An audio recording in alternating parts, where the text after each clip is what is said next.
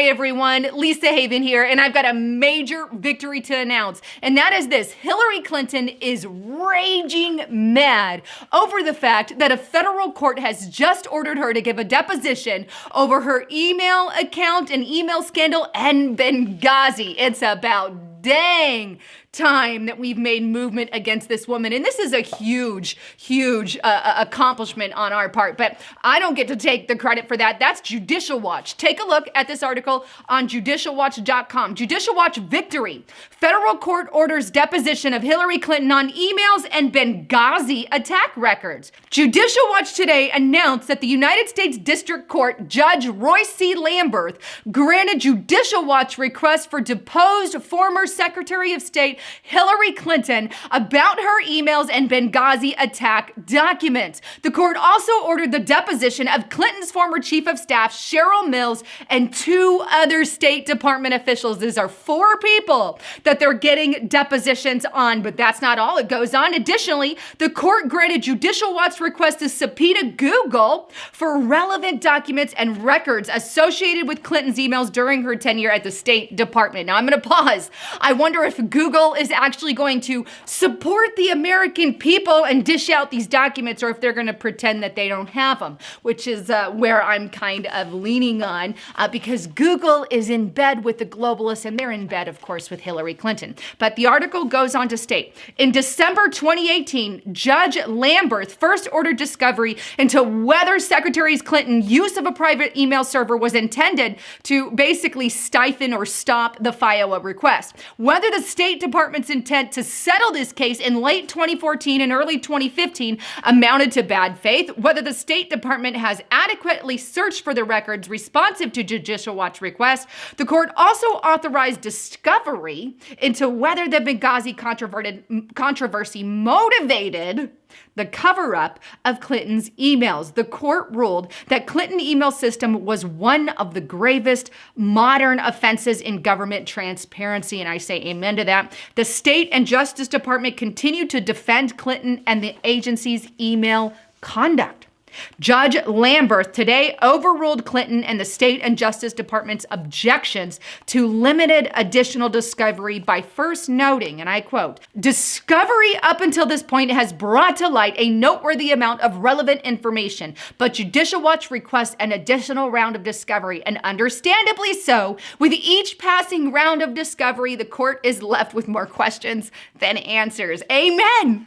That's all we've had this whole time is more and more and more questions. How did Hillary Clinton handle the first round? I forgot. I don't know. I don't recall. I don't know.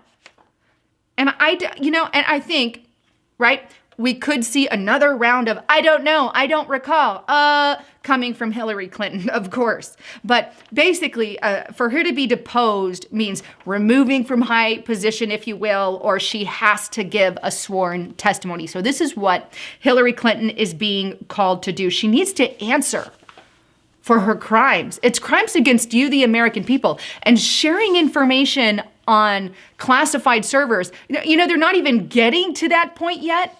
But here's what they are going to cover, because the judge actually himself was wanting a few questions answered. And I found it in this article because what are the questions that they're going to ask Hillary Clinton? What are they going to focus this deposition on? Well, it's found in this article on Politico.com. Judge orders Clinton's deposition in email flap. And down in the middle of the article, it says this. Among the questions Lamberth said Clinton still needs to answer are, how did she arrive at her belief that her private server emails would be preserved by normal State Department process for email retention? Yeah, how did she arrive at that? Because if it's a private server, then it's on your private server and nowhere else. So how did you? Yeah, good question. Second one here, who told Clinton that, if anyone, and when? Who gave her that information that was the case? Because then we need to go after them, right? Next, did she realize the state was giving no record response to FIOA request for her emails? If FIOAs came through for those emails and she wasn't giving her request out, why? How does she, Because she did it on purpose. She went around the system on purpose because she had stuff to hide.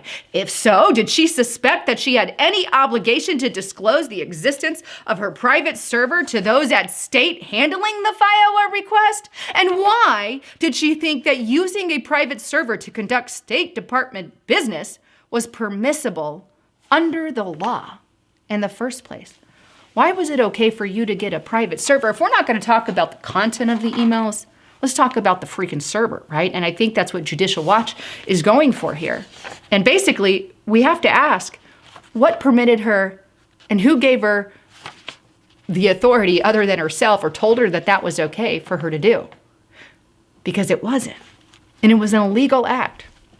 And she should be behind bars right now. And at minimum, taken from every political position in her future, removed any pensions given to her by past positions. That should be the minimum thing that happens to Hillary, in my personal opinion, for doing what she did, trying to get out of FIOA requests and not getting information to the American public. I wish more or less that she'd be in jail because she's committed so many more crimes, Hey, it's something that we definitely need to think about. But what will happen? When will this deposition happen? Will it be anytime soon? Well, we don't really have a date on the deposition. However, my guess would be around summertime, but that's a guess, or before summer, I would say. So likely before summer. And is she able to get out of it? That's another question. Can Hillary Clinton get out of this deposition? Well, the answer to that is not really. She can't plead the fifth on this. She can't do that. So the only way that she could really get out of it if she basically goes to Bill Barr and asks Bill Barr to file an appeal for her.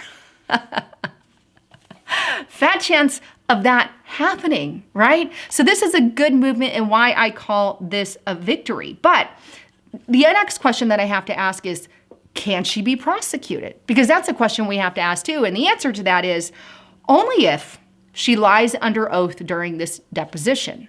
Okay, if she lies, then she can be prosecuted. But the hard part is knowing truth from the lie and having to prove that, which hopefully Judicial Watch has some of that in his arsenal, so to speak. But Clinton is represented by lawyers from Trump's Justice Department. And if she were to lie under oath, then it would be those same Justice Department people that go after her and prosecute her.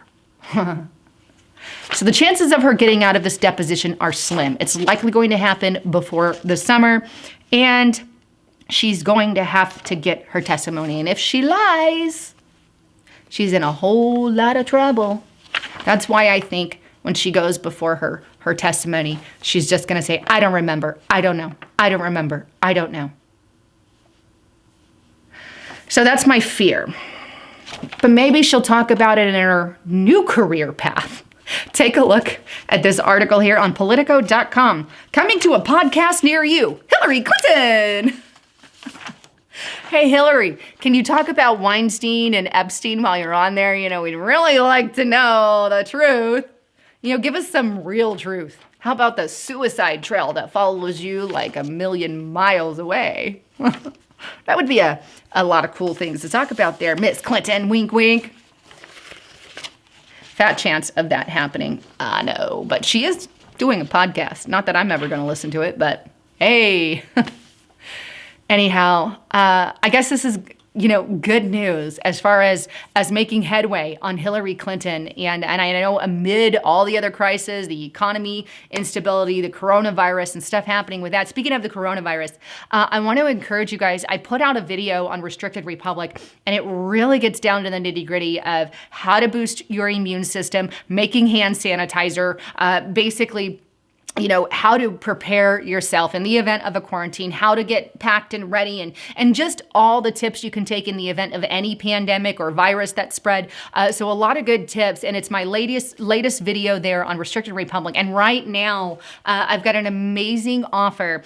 Save 10 is the code that you will use in order to get $10 off a yearly subscription. That'd put it at $69. This is less than $6 a month, and that's an amazing deal where you get an entire entire year for that discounted price. And I'm on over to Restricted Republic, subscribe there. And if you don't want to do the yearly rate, we still have the $1 for the first month. There's no contract necessary. You can pay $1 using the code DOLLAR to get the first month for $1. And then if you choose to continue, it's an automatic continue. It's $7.99 a month after that. But anyhow, I love you guys.